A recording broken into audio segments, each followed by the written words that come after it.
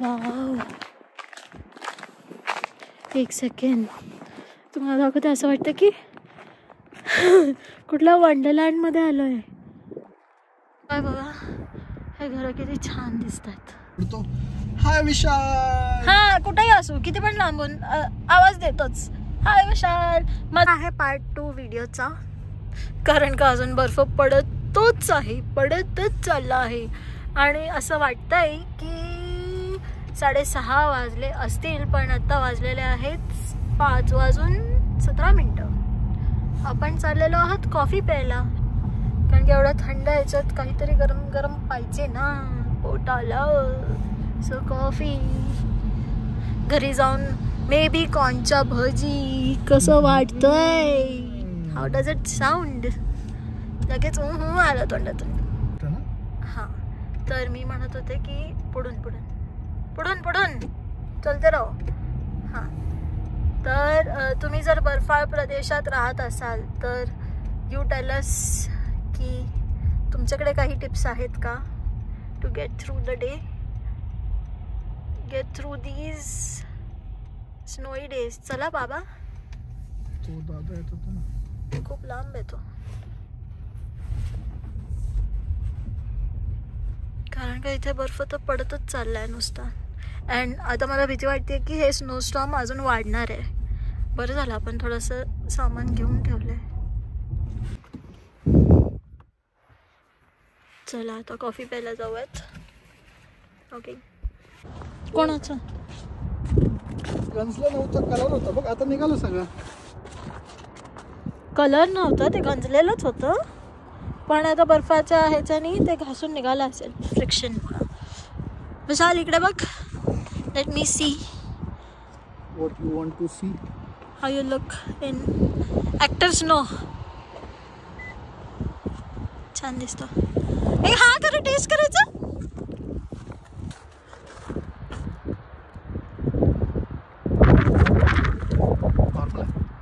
काय टेस्ट नाही आहे मला तर आलं पण नाही जिभेवर. आलं मला एक पडला. ए थांब ना, भालू ना बस. लोक नाही केलं तुझे.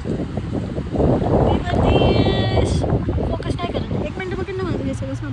सो आता मी याचा पुलिया तर पूर्ण चेंज केला आहे, बट मी मागवल्या आईस्ड मोका आणि विशालनी चाय लाते. चाय लाते. हां, हॉट चाय लाते. आणि विशाल म्हणलं की आईस्ड चाय लाते कशी लागेल, तर मग त्यांनी त्यांच्याकडची दिली आम्हाला, तुम्ही ट्राय करून बघा म्हणून. किती भारी ना, किती that is so generous of them. मग मला असं वाटलं की अरे यार, इथले लोक खरंच खूप छान आहेत, है ना. येस, इथले लोक खरंच विदाउट एनी मोटिव्ह. हां, म्हणजे तिने लिटरली दिलं. ते म्हणले you can just taste it की कसं वाटतंय नेक्स्ट टाईमसाठी. हे कसं आहे, विच वन इज बेटर, हे काय आहे आता situationally this one is much more better. बाहेरचं थंडी, एकंदरीत थंडीचा काय घेतात. खूप जास्त वाढलाय, तुम्ही बाहेर दिसेल का नाही दिसत आहे. दिसतंय थोडंसं. स्पीड थोडी आणि इंटेन्सिटी इन्क्रीज आहे. हां, येस, स्पीड आणि इंटेन्सिटी डेफिनेटली इन्क्रीज झाली आहे.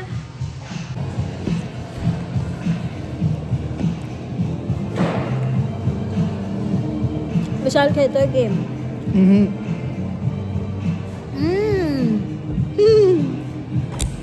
Sorry no game. तो माझा फोटो बघत होता. छान आलाय ना. अरे सुंदर काढलायस. आपल्या दोघांची सेल्फी इतकी छान नाही आली. मी जास्त हे आलं, पुढे आलं. बाबू झाला. बाबू असं आडवा करणार, तसं असं नाही झालं. अरे असं. हां, पण तो मला सुंदर आलाय. थँक्यू मिस्टर नवरा.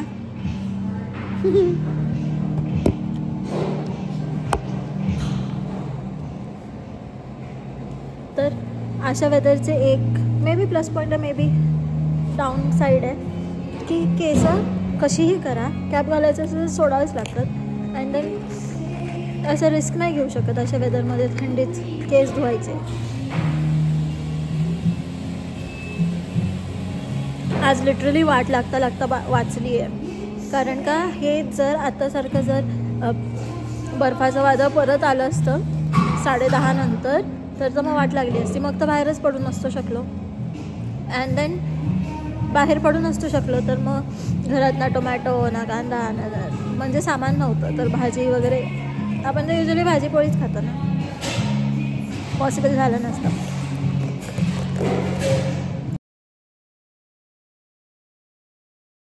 हॅलो, आपण परत भेटतोय. आता डिसाईड झालं आहे की घरी जायचं. येस, फायनली घरी. आता ना एक सिच्युएशन होती माहिती का सारखी सारखी आमच्या सोबत, की आम्हाला घरासमोर गाडीच लावता येत नाही. मग तर आम्ही कॉम्पिटिशन करतोय. हे पकड ना, माझं सीट बेल्ट लाव ना. असं काही कॉम्पिटिशन नाही आहे. कॉम्पिटिशन नाही. आता कसं म्हणलास, आता तुमच्या समोर तर लाजतोय नाही, असं काही कॉम्पिटिशन वगैरे नाही. आम्हाला घरासमोर लावताच येत नाही आहे गाडी. मग मी दररोजाला सांगते की लोक जेव्हा ऑफिसला जातात ना, तेव्हा ह्याला जाऊन हळूच घेऊन यायला लावायला, तर हा नाही आणत. पण मग लक्ष ठेवावं लागतं ना जर गाडी लांब असेल तर. तसं इथं गरजेचं नाही आहे, बट तरी पण एक असतंच ना, राहतं. आणि आता काय झालं माहिती का, हे वारं इतक्या जोरात आहे की आम्ही दोघं पण आमच्या जागेवरनं हालत होतो चालताना, गाडी म्हणजे गाडीकडे येताना जेव्हा चालत आलो. आणि एवढं डिस्टन्स पण नाही आहे, एक्झॅक्ट कॅफेच्या बाहेरच लावलं होतं. असं आहे तर इथे सगळं. हे आहे स्टारबक्सचं मागची साईड आणि हा आहे स्टारबक्सच्या मागचा रोड. तिथे केवढा मोठा दगड होता. आणि आम्ही ह्या लेन बद्दल हे सांगितलं तुला, हे क्लोथ्स अँड शूज. हां, इथे ना डोनेशन जर तुम्हाला करायचं असेल किंवा तुम्ही आता असं आहे की तुम्हाला ते क्लोथ्स आणि शूज नाही वापरायचे, तर असे बॉक्सेस आहेत, खूप जागोजागी आहेत. आणि मोस्टली मला होम डिपोच्या इथे तर जास्त दिसतात. तर गॅनन होता हा समोर. कुठं आहे? हा बघ ना. हा गॅनन, हा आमचा ऑफिस मधला आहे. लिझिंग ऑफिस मध्ये काम करतो तो 24 इयर्सचाच आहे, त्यामुळे आमचा चांगला फ्रेंड झालाय. हाय विशाल. हा कुठेही असू, किती पण लांबून आवाज देतोच, हाय विशाल. माझं नाव तर इथल्या लोकांना बोलणं इम्पॉसिबल आहे. जे इथल्या लोकांपैकी कोणी जर माझं नाव घेऊ शकलं ना, तर माझ्यासाठी ते एक सुवर्ण दिवस राहणार आहे तो, लिटरली. कारण का माझं नाव तर ह्या लोकांना घेणं इम्पॉसिबल आहे. मृणाल, मृ मध्येच त्यांचं मॅक्स दिस इज एम. ते पण मीच सांगते त्यांना की for you all it is M, बाकी माझं नाव तुम्हाला नाही येणार. मग ते विचार.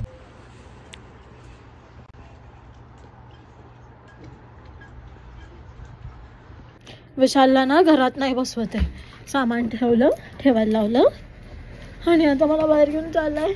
अय्यो अरे अरे अरे देवा, चावी पडली घराची.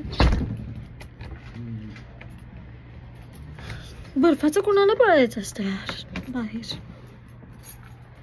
वॉक करायला जाऊ म्हणतोय तर बर्फ पडतोय आणि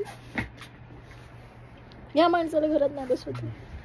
माझा शूज पण एकदा नीट नाही बसत आहे. बसला बायकोचा शूज बसला की नाही हे नाही, लॉक केलं काय. फन म्हणतोय फन. आम्ही चाललोय कचरा टाकायला. एवढ्या पावसाचं नाही काय, हे बर्फाचं. ग्लव्स पण बसे ना आता तर.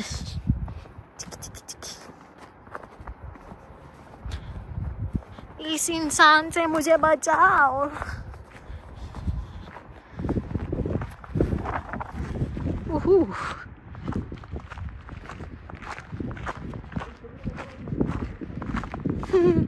हे छोटं लहान मुलगा.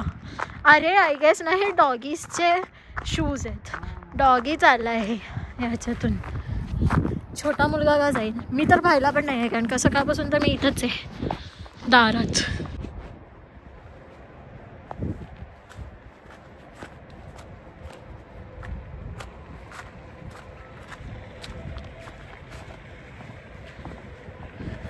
ठीक आहे, तर तुम्ही माझी हालत तर बघितली आहे.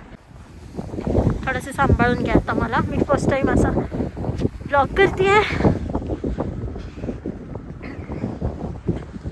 ओके, सो मिस्टर हजबंड पुढे गेलेले आहेत बरेच. असं कोणाला वॉक करायची फॅन्टसी असते यार. बर्फात त्या बघा सगळं कव्हर करून राहिलंय, कारण का त्या मफलर नाही घेता आलाय स्वतःचं.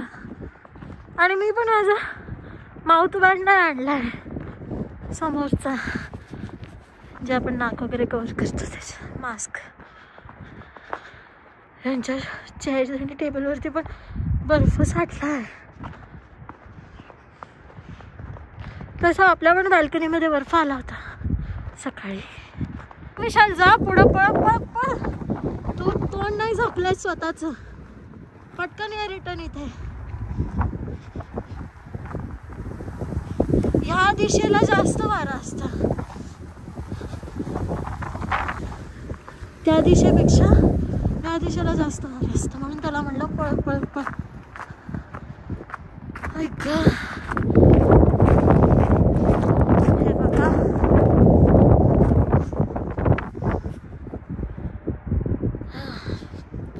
काय बघा हे घरं किती छान दिसत आहेत. आणि उजेड तर आहेच आहे, आज चांगला उजेड पडलाय. ॲक्च्युली ना मला असं वाटतं की पहाटे मला जाग आली होती, पण इथे मेसेज आला की 7:30 वाजता चालू झाली म्हणून बर्फ पडणं. पण पहाटे ना अचानक खूप जास्त अचानक हे दिसायला लागलं खिडकीतून उजेड, ब्राईटनेस. तिथे आहे कॉम्पॅक्टर सोसायटीचा. आणि इथे ना लोक ज्या गोष्टी त्यांना नको आहेत त्या गोष्टी ठेवतात. मी तुम्हाला ते दाखवते. हे बघा कसला सही स्नो आहे हा, म्हणजे पावडर सारखा. हे बघा परफेक्ट कट आहे ते. वाव,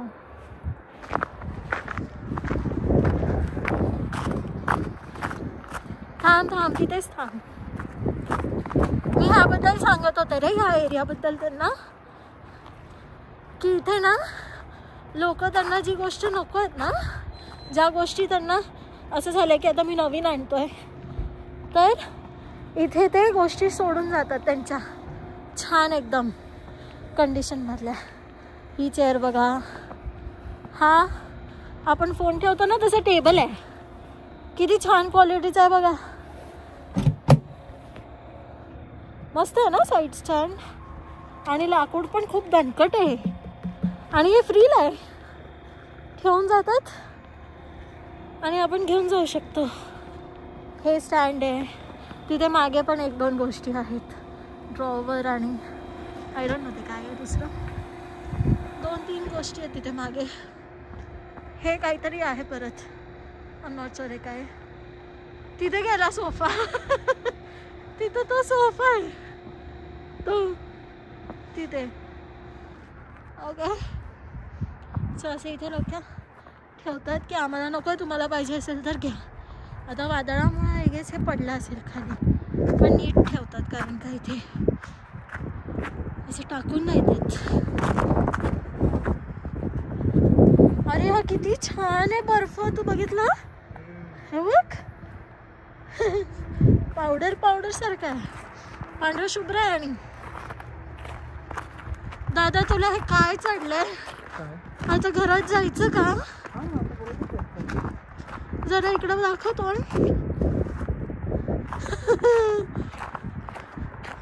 नक्की ना आता घरात जायचं? मधून जायचं का? वाव, एक सेकंड तुम्हाला दाखवते. असं वाटतं की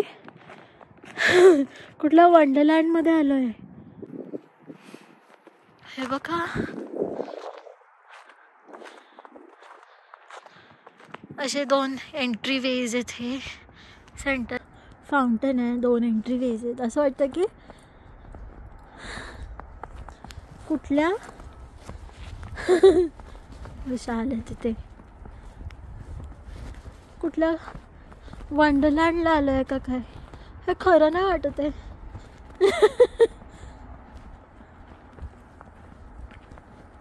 हॅलो मिस्टर. पडला थोडंसं पडला. हां इथे डीप आहे स्नो असं म्हणतात. असं प्रत्येक एक 4 अपार्टमेंटचं सेंटर ना एम्प्टी आहे आणि तिथे वेगळ्या वेगळ्या थीमच्या सेंटर्स क्रिएट केलेले आहेत थीमचे. आपल्या इथे स्विमिंग पूल आहे 4 बिल्डिंग्सच्या मध्ये, जे कॉमन स्विमिंग पूल आहे. ह्याचं असं चाललंय, उडवत उडवत चालतोय हा बर्फ.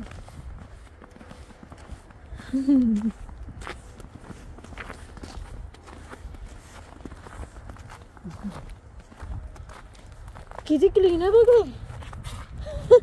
आणि त्याच्या साईडलाच ओके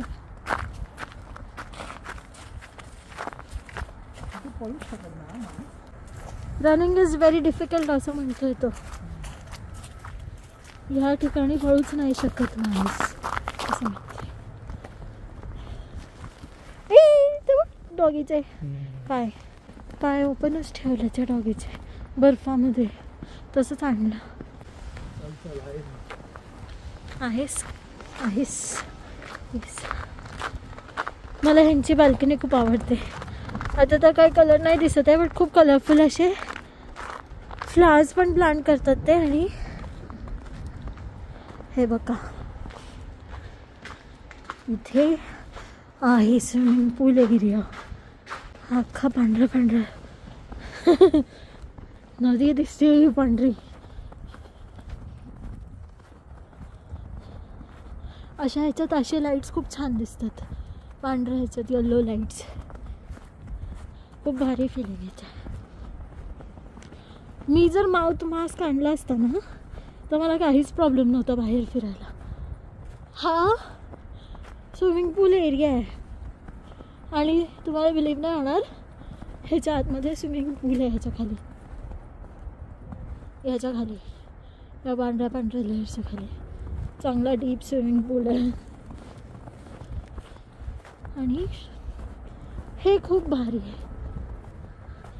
हा कॉटेज आहे माझं तर फेवरेट आहे. हे बघा हा स्विमिंग पूल आहे एक. अजून एक स्विमिंग पूल आहे तिथे. स्विमिंग पूल हीटेड ठेवतात वाटतं.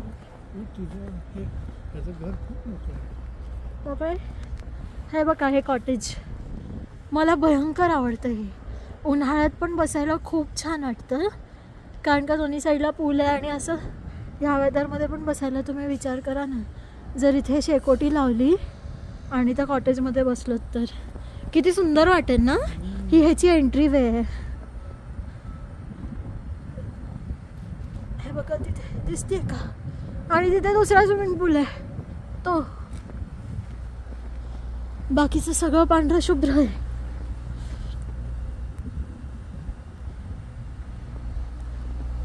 आणि हा माझा नवरा आहे ज्याच्यामुळं आपण बाहेर वॉकला आलो एवढ्या बर्फामध्ये.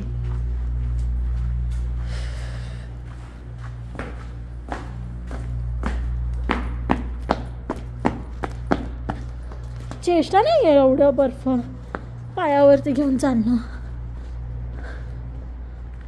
ओके सो अशी होती आपली टूर. विशाल इकडे आहे.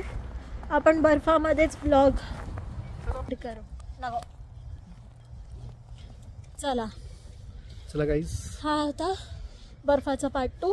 बर्फाच्या दिवसामध्ये काय नाव द्यायचं आय डोंट नो. मी थोडासा विचार करेन आणि मग त्या ब्लॉगला नाव देईन. बट आशा करते तुम्हाला आवडलं असेल. असं क्रेझी माणसासोबत एवढ्या बर्फात वॉक करायचं म्हणजे काय सोपं नाही आहे. Okay bye bye bye. कर ना बंद. ओके अरे बंद कर.